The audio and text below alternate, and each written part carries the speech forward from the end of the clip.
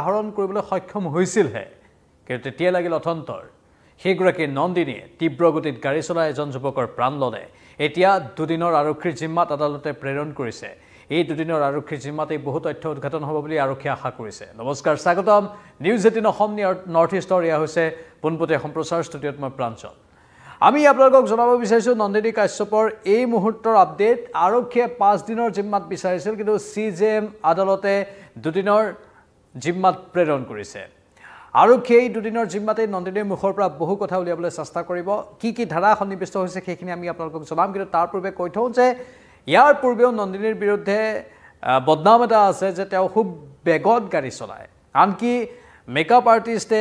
একাংশ মেকআপ আৰ্টিষ্টে কিছু সংবাদ মাধ্যমত এইবুলি মন্তব্য প্ৰকাশ কৰিছে যে যেতিয়া খুৰাত মাতাল হৈ পৰে তেতিয়া কাৰো কথা নুশুনে নন্দিনীয়ে আৰু ইমান বেগত গাড়ী চলায় যে কাষত বহা মানুহ ভয়ত আতংকিত হৈ অৱস্থা বেয়া হোৱা বিভিন্ন কথা এতিয়া শেহতীয়াকৈ পোহৰলৈ আহিছে মানে তেওঁ গাড়ী চলালে কাষত বহা বা পিছৰ সিটত বহা মানুহৰ অৱস্থা একেবাৰে নোহোৱা হৈ পৰে বুলিও বিভিন্নজনে ক'ব ধৰিছে মানে নন্দিনীয়ে যি ধৰণে গাড়ী চলায় সেই গাড়ী সাধাৰণতে কোনো সুস্থ মানুহে চলাব নোৱাৰে আৰু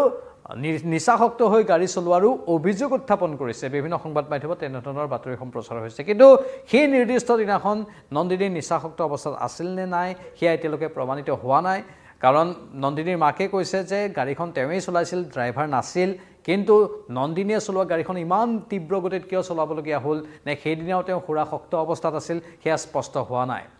অৱশ্যে সেই দিনাখনৰ পিছদিনাই বা 72 ঘণ্টাৰ ভিতৰতে যদি তেওঁৰ নিৰ্দিষ্ট যিখিনি পৰীক্ষা আছে সেইখিনি কৰিলেহেঁতেন তেনেহ'লে হয়তো ধৰা পৰিলেহেঁতেন যে তেওঁ সুৰাসক্ত আছিল নে নাছিল কিন্তু এতিয়া যেহেতু সময় উকলি গৈছে হয়তো সেয়েহে এতিয়া পৰীক্ষাটো কৰিব পাৰিব নে নোৱাৰিব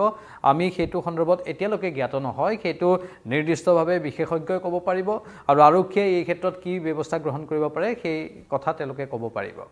কিন্তু প্ৰথম অৱস্থাত আৰক্ষীয়ে বৰ যেন বিষয়টোক গুৰুত্ব সহকাৰে লোৱা নাছিল কিন্তু শেহতীয়াকৈ আৰক্ষীয়ে কৈছে যে আমি কেছ ডায়েৰী ইমান সবল ৰূপত প্ৰতিষ্ঠা কৰিম যে সেই কেছ ডায়েৰীৰ পৰা নন্দিনী হয়তো সহজে ওলাই আহিব নোৱাৰিব মানে কাৰাগাৰৰ পৰা সেই কেছ ডায়েৰীৰ ভিত্তিত যি আদালতত জমা দিয়া হ'ব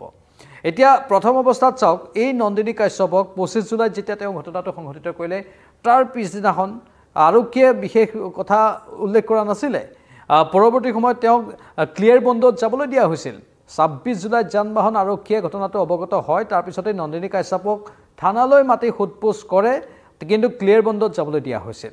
কিন্তু যেতিয়াই এই যুৱকজনৰ মৃত্যু হৈ গ'ল চিকিৎসালয়ৰ বিচনাত আৰু সেই সময়তেই আৰক্ষীয়ে কঠোৰ ব্যৱস্থা ল'লে আৰু জামিনবিহীন ধাৰা এতিয়া প্ৰয়োগ কৰা হৈছে সন্নিৱিষ্ট কৰা হৈছে জামিনবিহীন ধাৰা সামিল হকৰে মৃত্যুৰ ঘটনা দিছপুৰ থানাত 115(2) 125(b) আৰু 281 ধাৰাৰ সমান্তৰালকৈ এটা নিৰ্দিষ্ট ধাৰা যেটো কালি আমি পোনপটীয়া সম্প্ৰচাৰত সদৰি কৰিছিলোঁ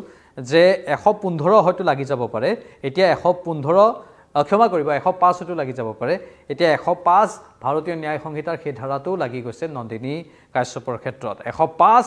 এনেকুৱা এটা ধাৰা য'ত জামিন সহজে লাভ কৰিব নোৱাৰে 105 এনেকুৱা এটা ধাৰা যাৰ ভিত্তিত এটাই কথা প্ৰমাণ হয় যে কাৰোবাক মৃত্যুৰ মুখলৈ ঠেলি দিয়া সেই 105 ধাৰাটোৱে সেই কথাটোকে প্ৰতিপন্ন কৰে কাৰোবাক ইন্টেনশনালি মানে জানি বুজি মৃত্যুৰ মুখলৈ ঠেলি দিয়া ঘটনা আৰু সেইটোৱে হৈছে নন্দিনী কাশ্যপৰ ক্ষেত্ৰত লগা আটাইতকৈ গুৰুত্বৰ ধাৰা বাকি এটাও অতি গুৰুত্বপূৰ্ণ আৰু 115(2) কথাই কওঁ বা 125(b) কথাই কওঁ বা 281 বিএনএছৰ ধাৰাৰ কথাই কওঁ এতিয়া চাওক সেইদিনাখন যদি নন্দিনীয়ে এই দুৰ্ঘটনাটো সংঘটিত হোৱাৰ লগে লগে সেই যুৱকজনক যদি নিজৰ গাড়ীতে উঠাই চিকিৎসালয়ত লৈ গ'লহেঁতেন তেতিয়া হয়তো আইনৰ দৃষ্টিত অন্য ধৰণে কথাটো ওলালহেঁতেন তেতিয়া হয়তো কিবা প্ৰকাৰে নন্দিনী বাছি যোৱাৰ আশা থাকিলহেঁতেন কিন্তু নন্দিনীয়ে ইতিমধ্যে আইন ভংগ কৰি থৈছে কেইবাবাৰো আইন ভংগ কৰি থৈছে সেইদিনাও আইন ভংগ কৰিলে কিন্তু আইন ভংগৰ পাছতো নন্দিনীয়ে মিথ্যাচাৰৰ আশ্ৰয় লৈ আছিল ৰাজপথৰ আইন ভৰিৰে মোহাৰিলে মানুহ এজনৰ প্ৰাণ লৈ ল'লে তাৰ পাছতো নন্দিনীয়ে মাত্ৰ এটা কথাই কৈ আছিল যে সামান্য দুখ পাইছে মই খবৰ লৈ আছো মই খবৰ ল'ব গৈছিলোঁ ঠিক এনে ধৰণৰ কথাবোৰ কৈ আছিল তেওঁ আনকি কেমেৰাৰ সন্মুখত হুকাই কান্দিও দেখুৱাইছিল এইগৰাকী নন্দিনীয়ে মানে ৰিয়েল লাইফত নহয় ৰিয়েল লাইফতো যে অভিনয় কৰিব পাৰে তাৰ প্ৰমাণ দাঙি ধৰিলে এইগৰাকী নন্দিনীয়ে বাৰে বাৰে কেৱল মিছা মাতি আহিছিল তেওঁ কৈ আছিল যে সন্মুখত এখন ট্ৰাক আছিল কিন্তু সিসিটিভিৰ বহুকেইটা ভিজুৱেল পৰৱৰ্তী সময়ত ফাদিল হ'ল য'ত কোনো ট্ৰাক দেখা পোৱা নাছিল আনকি ঘটনাস্থলীত গৈ আমাৰ সতীৰ্থ জ্যেষ্ঠ সাংবাদিকে পৰ্যবেক্ষণ কৰি আহিলগৈ তাতো তেনেধৰণৰ কোনো বাধা থকাৰ কথা নাছিলে সেই ৰাস্তা বহুত বহল আছিল আৰু নন্দিনীয়ে নিজৰ পথেদি নগৈ ভুল পথেদি গৈ সেই যুৱকজনক খুন্দা মাৰিছিলগৈ বাওঁফালেৰে যায় সোঁফালেৰে আহে নন্দিনীয়ে বাওঁফালেৰে গৈ হঠাৎ গাড়ীৰ গতি ইমান আছিল সোঁফালেৰে কাটি দিছিল আৰু সেই সামিউল হক নামৰ ভুক্তভোগী যুৱকজন যাৰ একো ভুল নাছিল তেওঁ নিজৰ ফালেদি আহি আছিল আৰু সেই সময়তেই নন্দিনীয়ে গৈ এইফালেদি যোৱা যুৱতীগৰাকী গাড়ীখন এইফালেদি টাৰ্ণ কৰি খুব তীব্ৰ বেগত সামিউলক খুন্দা মাৰি দিলে মানে চাওক গোটেই ভুল নন্দিনীৰ তাৰ পাছতো নন্দিনীয়ে কেনেধৰণে অতি সহজভাৱে এই ভুলবোৰ ঢাকিবলৈ সক্ষম হৈছিল একমাত্ৰ খুব বেছি কুল হৈ থকাৰ প্ৰৱণতা দেখুৱাই একো যেন হোৱা নাই তেনেধৰণৰ এটা ৰূপ দেখুৱাই তেওঁ খুব সহজভাৱে সৰলভাৱে কথাখিনি কৈ হয়তো ভাবিছিল যে বাচি যাম মই কিন্তু ইমান সহজ নহয় আজিকালি হাতে হাতে কেমেৰা থাকে তেওঁৰ গাড়ীখনৰ পিছ লৈ যোৱা সেই যুৱকসকল সেইসকলে খেদি খেদি গৈছিল নন্দিনীৰ ফ্লেটত গাড়ীখন উদ্ধাৰ কৰিছিলগৈ নন্দিনীক সেই নিশাই জেৰা চলাইছিল সেইদিনাখন নন্দিনীয়ে কাৰোবাৰ সৈতে ফোনত কথা পাতি আছে নন্দিনীয়ে আৰু এটা মিছা মাতিছিল যে তেওঁ লগে লগে ঘটনাস্থলীত দুৰ্ঘটনা সংঘটিত হোৱাৰ স্থানৰ পৰা আৰক্ষীক ফোন কৰিছিল কিন্তু আৰক্ষীয়ে কৈছে যে আমাক ফোন কৰা নাছিল আৰক্ষীক অৱগত কৰা নাছিল নন্দিনীয়ে নিজেই বেলেগ লোকেহে অৱগত কৰিছিল নন্দিনীয়ে এটাৰ পাছত এটা মিথ্যাচাৰ মাতি আহিছিল আৰক্ষীক বিভ্ৰান্ত কৰিছিল জনসাধাৰণক বিভ্ৰান্ত কৰিছিল এতিয়া হয়তো আৰক্ষীক বিভ্ৰান্ত কৰাৰ বাবে আৰু কেইবাটাও গোচৰ তেওঁৰ ক্ষেত্ৰত ৰুজু হৈ যাব পাৰে এতিয়া দুদিনৰ জিম্মাত দিছে নন্দিনীক আৰক্ষীয়ে 5 দিনৰ জিম্মাত বিচাৰিছিল দুদিনৰ জিম্মাত নন্দিনীৰ ওপৰত জেৰা চলিব নন্দিনী কাশ্যপ তথাকথিত এগৰাকী স্বল্পখ্যাত মানে কম পৰিচিত অভিনেত্ৰী যাৰ অহংকাৰে হয়তো মূৰত ধৰিছিলগৈ যিগৰাকী অভিনেত্ৰীৰ বিৰুদ্ধে এতিয়া তেওঁৰ সতীৰ্থ একাংশ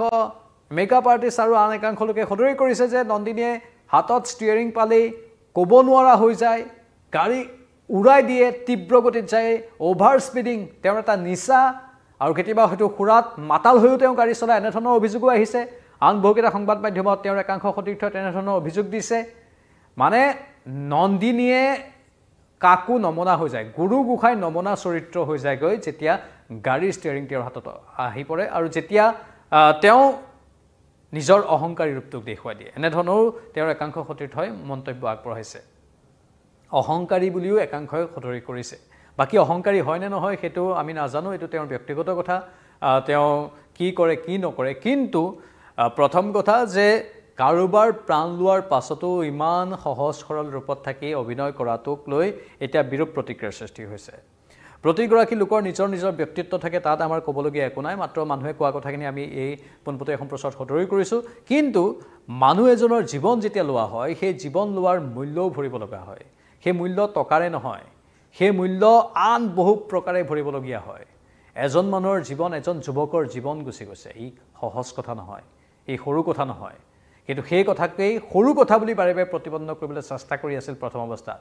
মাত্ৰ সামান্য অলপমান আঘাত পাইছে বুলি কৈ আছিল যুৱকজনে নন্দিনীয়ে চাওক কেনেধৰণে গোটেই সমাজখনক বিভ্ৰান্ত কৰিবলৈ চেষ্টা কৰি আছিল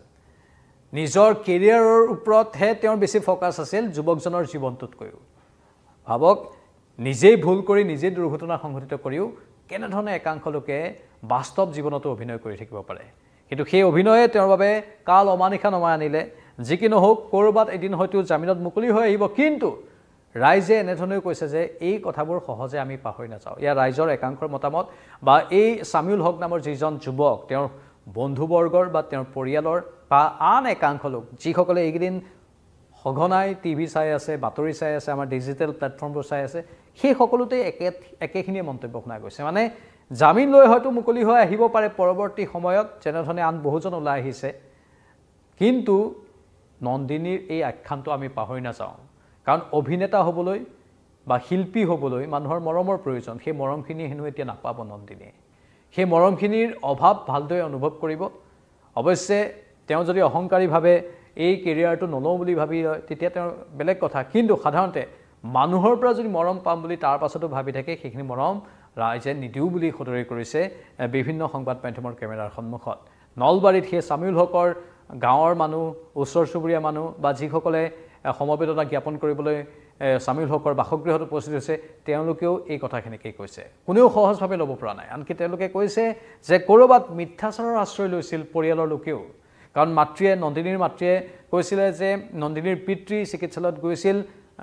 আৰ্থিকভাৱে সহায় কৰাৰ কথা কৈছিল কিন্তু সামিউলৰ পিতৃয়ে কৈছে যে আমাকতো আৰ্থিকভাৱে সহায় কৰাৰ কথা তেতিয়া কোৱা নাছিল মাত্ৰ খবৰ ল'বলৈ আহিছিল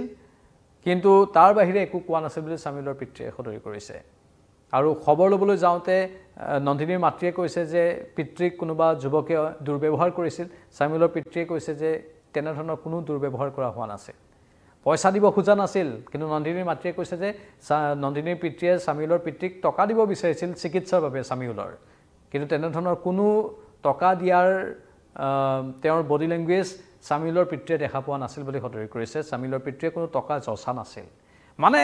পৰিয়ালটোও এতিয়া উপায়ন্তৰ হৈ মিছা মাতিব ধৰিছে নেকি সেই প্ৰশ্নবোৰ আহিছে এতিয়া ৰাইজে সেই প্ৰশ্নবোৰ সুধিছে আৰু যেতিয়া ৰাইজে প্ৰশ্নবোৰ সোধে আমাৰ সংবাদ মাধ্যমৰ দায়িত্ব হয় সেইবোৰ তুলি ধৰাটো সেয়া লাগিলে যি মানুহেই নহওক ইতিমধ্যে অভিনেতা ৰবি শৰ্মায়ো কৈছে আইন সকলোৰে বাবে সমান হ'ব লাগে আইন সকলোৰে বাবে সমান হ'ব লাগে সেইটোৱেই স্পষ্ট কথা সেয়া অভিনেতাই হওক বা আন কোনোবা VVIP হওক বা VIP হওক আইন সকলোৰে বাবে সমান ইয়াত মানুহৰ জীৱনৰ মূল্য জড়িত হৈ থাকে সেয়েহে এই বিষয়টো গুৰুত্ব সহকাৰে আইনে চাব সেইটোৱে আশা কৰা হৈছে আৰক্ষী অৱশ্যে সদৰি কৰিছে যে কেছ ডায়েৰী সবল ৰূপতে হ'ব দুৰ্বল কেছ ডায়েৰী নহয় আৰু যেতিয়া সবল ৰূপত কেছ ডায়েৰী হ'ব তেতিয়া স্বাভাৱিকতেই আইনী সুৰুঙাৰে বাছি অহাৰ সম্ভাৱনা খুব কম থাকে সেয়েহে জনসাধাৰণে আশা কৰাৰ ধৰণে প্ৰত্যেকজন ব্যক্তিয়ে আশা কৰাৰ ধৰণে আমিও কওঁ যে এই ক্ষেত্ৰত যিটো ন্যায়সংগত হয় সেইটোৱে হ'ব লাগে যিটো যুক্তিসংগত হয় সেইটোৱে হ'ব লাগে আৰু যিটো সত্যৰ ওপৰত আধাৰিত কথা সেই তাৰ ওপৰত ভিত্তি কৰিয়েই কেছ ডায়েৰীখন হ'ব লাগে আৰু সেই তেতিয়াই ন্যায়সংগত হ'ব গোটেই কথাখিনি আৰু সত্যৰ ওপৰত প্ৰতিষ্ঠিত হ'ব গোটেই কথাখিনি আমাৰ সন্মানীয় দৰ্শকসকলৰ এই ক্ষেত্ৰত কি মতামত কমেণ্ট বক্সত কমেণ্ট কৰি জনাব পাৰে পৰৱৰ্তী সময়ত আকৌ আহিম চাই থাকক নিউজ 18 অসম নৰ্থ ইষ্ট নমস্কাৰ